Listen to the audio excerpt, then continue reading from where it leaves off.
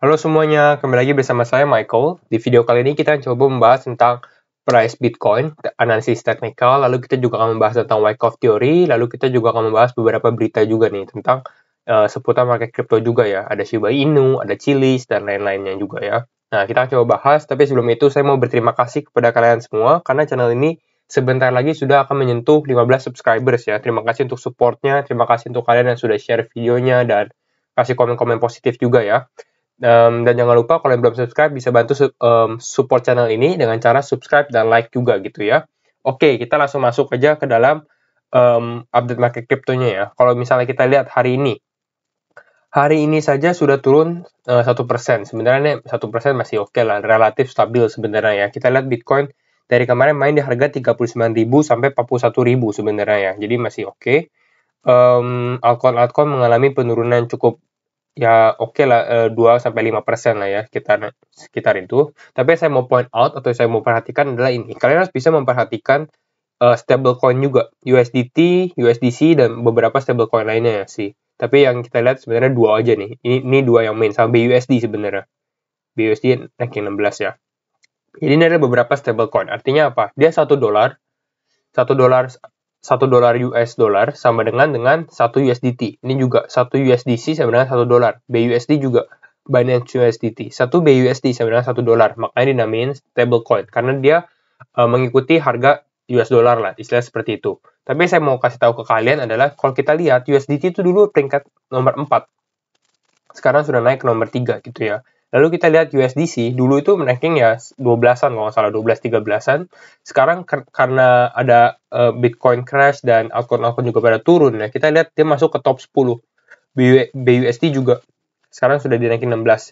Jadi artinya apa? Jadi sebenarnya kita lihat bahwa masih banyak orang ini yang lebih memilih menaruh uangnya atau menyetor duitnya di dalam stablecoin. Jadi mereka lebih wait in the sideline. Tunggu di samping dulu ya. Kita lihat apakah Bitcoin harganya masih naik lagi. Kalau naik mereka baru masuk atau bagaimana. Jadi seperti itu. Jadi kita bisa lihat bahwa masih banyak orang yang tunggu di samping gitu ya, di sideline lah istilahnya seperti itu. Nah, kita akan coba langsung mulai ke dalam beberapa news dulu ya. Mungkin kalian lihat, coba kita lihat ya 24 jam volumenya. Shiba Inu sama Chiliz. Nah, ini adalah yang naiknya lumayan drastis juga. Kenapa sih mereka bisa naik? Karena ini. Shiba Inu, Chiliz, sama Keep Network. Keep Network, nggak tahu nih. Saya nggak tahu Keep Network, tapi Chiliz tahu, Shiba Inu tahu ya. Soar after being added to Coinbase Pro. Jadi mereka bertiga ini naik harganya. Kenapa? Karena memang di list di Coinbase Pro. Kita lihat bahwa sebelumnya Dogecoin di edit di Coinbase Pro, lalu nggak lama ini Polkadot juga, makanya harga Polkadot juga sempat naik. Lalu sekarang ini Shiba Inu sama Chiliz, dan ini suatu yang unexpected banget sih menurut saya melihat Shiba Inu ini bisa di-list sama Coinbase. Berarti ini sangat-sangat menarik juga melihat hal ini.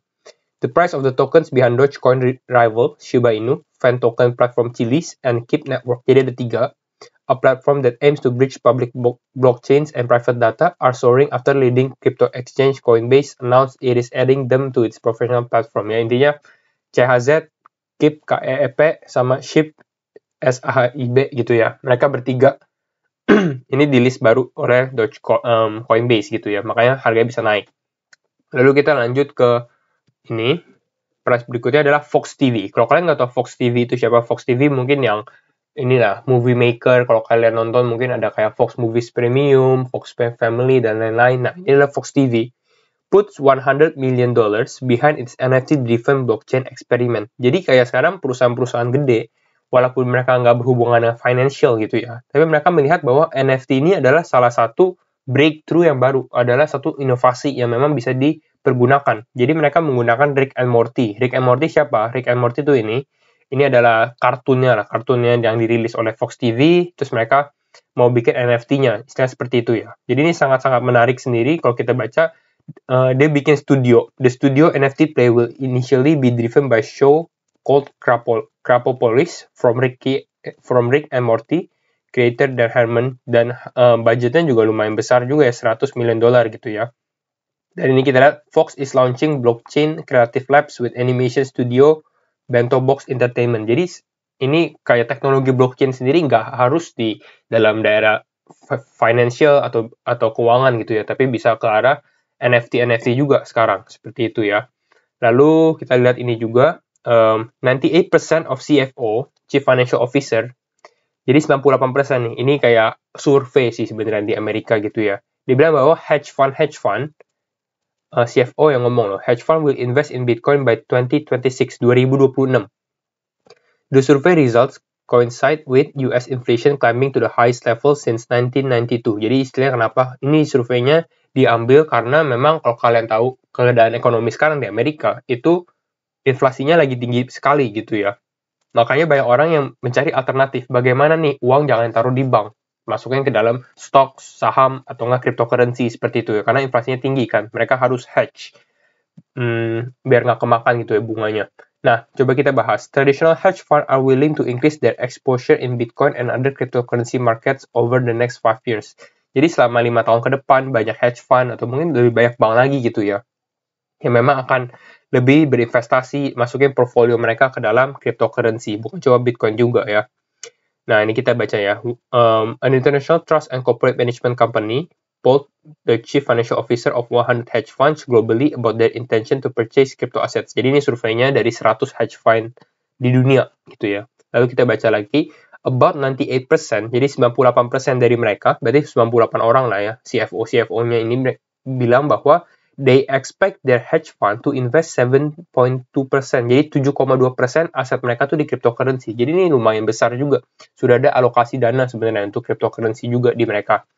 Lalu ada juga bilang bahwa 70%, ada 17% dari orang bilang bahwa hedge fund mereka bisa invest aset mereka 10% of their asset allocate to cryptocurrencies like Bitcoin. Contohnya seperti Bitcoin, misalnya seperti itu. Jadi ini cukup menarik sekali di dalam financial juga ya. Nah, kita sekarang masuk ke dalam Wyckoff Theory. Ada apa sih dalam Wyckoff Theory ini ya? Nah, kita masuk ke dalam chart Bitcoin dulu. Kalau saya kemarin kan bilang ini adalah resisten yang kuat nih ya, 42.000. Ini memang kita harus perhatikan 42.000 yang pertama. Lalu yang ini juga resisten line di sekitar 43 sampai 45. Kalau saya selalu melihat support line juga di sini ya. Apakah Bitcoin bisa menembus resisten-resistennya ke depannya gitu. Lalu di sini saya add garis biru kedua yang di bawah sini. Ini garis biru untuk apa? Sebenarnya ini garis biru untuk support sih, karena saya lihat kalau misalnya Bitcoin turunnya bisa kemana? Kalau menurut saya turun ini mungkin bisa ke daerah 38.500. Itu di sini masih cukup normal sebenarnya. Tapi di sini ada bisa dibilang support juga sih di EMA 20-nya di sini. Jadi apakah turun bisa sampai ke bawah sini, kembali ke 38.000 belum tentu gitu ya. Tapi ini hanya memberikan gambaran saja sih. Kenapa? Karena di sini ada resisten. Jadi di sini cukup kuat untuk supportnya. Kita lihat di sini juga ada supportnya di sini ya. Jadi kalau turun masih tergolong normal lah. Even kalau misalnya dia turun pun ke dalam trenan yang warna putih ini, yang ini, saya tebalkan. Nah, yang ini juga masih tergolong masih cukup oke, gitu ya, untuk Bitcoin sendiri price-nya ya. Nah, sekarang tapi memang kemarin ini sempat dia mau naik breakout ke, kalau kita lihat di high-nya ya, kalau kalian high-nya aja 41.330 ya, berarti memang ada kayak candle rejection tuh di atas ini, karena kita ini ada hammer candle, jadi ini cukup mungkin akan ada downward pressure, artinya adalah mungkin Bitcoin bakal turun sementara, tapi turunnya mungkin sekarangnya turun ke 39.000 masih oke. Kayaknya dia masih cukup stabil sih kalau misalnya saya lihat di sini di daerah level yang ini nih, 39.500-an. Kalau turun pun bisa sampai ke sini doang, 38.000 ya. Itu menurut saya. Nah, kita akan bahas masuk ke dalam pola Wyckoff pattern-nya sendiri. Kenapa kita bahas Wyckoff pattern? Kenapa selalu bahas Wyckoff pattern? Ini apakah menubar fear atau enggak gitu ya? Karena mungkin banyak orang yang bilang, wah ini takutnya kan kayak misalnya, coba ya kita bandingkan aja ke dalam Wyckoff-nya biar nggak pusing. Nah, kita lihat ini ada Wyckoff-nya. Sebenarnya kalian kalau belajar Wyckoff, ini bisa banyak artikel-artikel nih, salah satunya ini. Buka aja tulis Wyckoff method di internet pasti keluar gitu ya. Kalian bisa baca sendiri, ada step-stepnya, terus ada penjelasannya juga nih. Per stage-nya tuh PS itu apa, AR itu apa, SC apa, ST itu apa, gitu-gitu ya. Dan kalau misalnya accumulation-nya sendiri, kita balik lagi ke chart sini.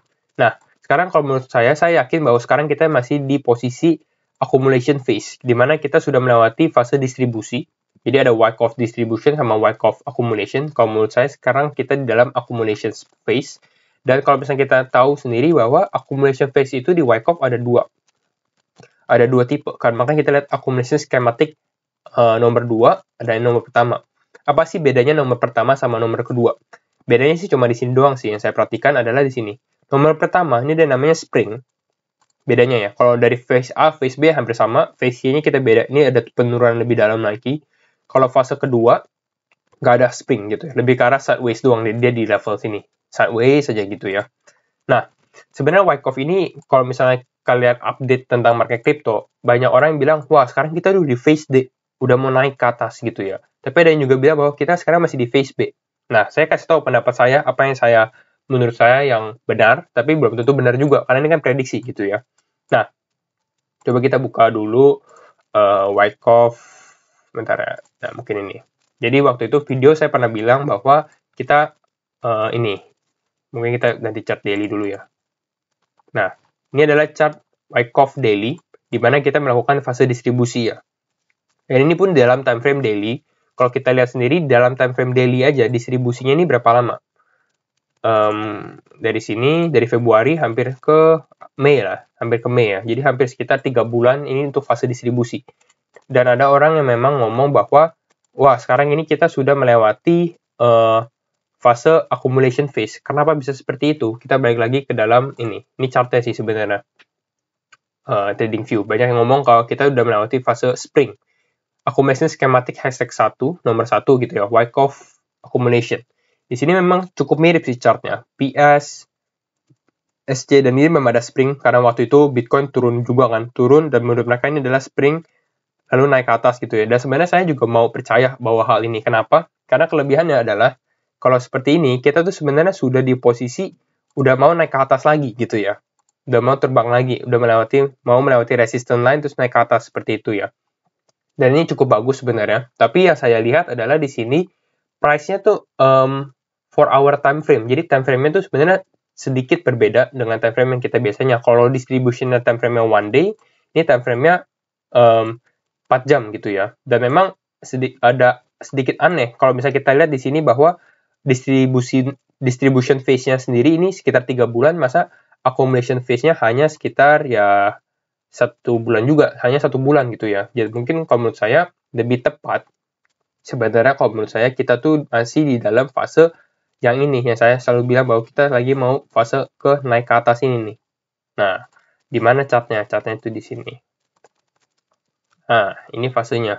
Di mana kita mau membentuk high kita setelah kita melewati AR kita di sini. Dan sekarang kita akan mau naik ke atas lagi, membuat high kita di dalam resistance line tersebut. Tapi kalau misalnya Wyckoff ini terjadi gitu ya, berarti yang kalian lihat apa? Memang kita bakal naik, tapi mungkin kita bakal turun setelahnya gitu ya. Apakah bakal turun gitu ya? Itu pertanyaannya, bukan menyebarkan FUD sih sebenarnya. Tapi kalau misalnya kita lihat seperti ini, saya sebenarnya ya yakin gak yakin sih untuk dalam Wyckoff ini. Tapi kalau untuk waktu sekarang nih, chartnya masih play out ya. Jadi chartnya masih tepat. Kalau misalnya ternyata dia naik, ya ini bagus sekali untuk kedepannya gitu ya. Tapi kalau misalnya dia turun, ya kita sekarang lihat chart Wyckoff ini lebih ke arah untuk antisipasi aja sih. Jadi pada saat kita tahu, wah kalau misalnya seperti ini di resistance line di daerah 43 sampai 45, ini bakal ada kemungkinan bisa turun gitu kan. Misalnya kita lihat kayak gini, wah ini bakal turun. Berarti apa yang harus kita lakukan? Berarti mungkin kita harus take profit dulu nih beberapa, karena mungkin bisa turun sampai dalam mungkin ke daerah 28 ribuan gitu ya. Jadi hal seperti itu bukan untuk menyebarkan FUD, tapi untuk mengantisipasi aja. Dan kalau misalnya ditanya harapannya, pasti harapannya bukan untuk turun, harapannya untuk naik terus ya. Apakah bisa naik? Kalau menurut saya mungkin masih bisa naik juga. Tapi kalau lihat kayak gini, kita harus makanya selalu lihat price targetnya, beberapa price yang kita kasih perhatian, yaitu di 42.000 yang pertama. Kenapa 42.000? Zoom lagi kita ke sini. 42.000 itu di daerah sini. Ini adalah resistance-nya sebenarnya. Nah ini 42.000. Resistennya harus di breakout oleh Bitcoin sendiri, lalu ke level ini. Dan kalau menurut saya, kalau dengan dia breakout ini, lalu breakout, mungkin kita ke price ini ya, sorry. Nah, kalau misalnya dia breakout dari 42.000, terus breakout dari trendline yang atas ini, waktu kemarin saya jelaskan, lalu misalnya dia breakout dari sini, ini kan ada 3 resisten yang memang cukup kuat untuk Bitcoin sendiri ya. Dan kalau misalnya dengan volume yang kuat dan lain-lain, semuanya terbukti, ya bisa saja. Maksudnya kita akan melanjutkan kenaikan kita gitu ya, ke 50.000 mungkin. Seperti itu. Nah, tapi kalau menurut saya sih, mungkin sekarang kita bakal time frame 4 jam. Kalau menurut saya, secara short term, kita mungkin akan mengalami penurunan dulu nih. Sekarang kita lihat, kita udah turun. Mungkin kita bisa ke level 38.500, ini mungkin masih cukup bisa. Lalu kita akan melanjutkan kenaikan lagi. Bisa aja nembus 42.000, semoga. Lalu retest dulu di 42.000, baru tes ke resistance line-nya. Nah, di resistance line di sini kita baru melihat apa yang akan terjadi di dalam price Bitcoin sendiri. Itu saja sih video dari saya penjelasan tentang Wyckoff. Terima kasih semua sudah menonton, and see you in the next video. Bye-bye.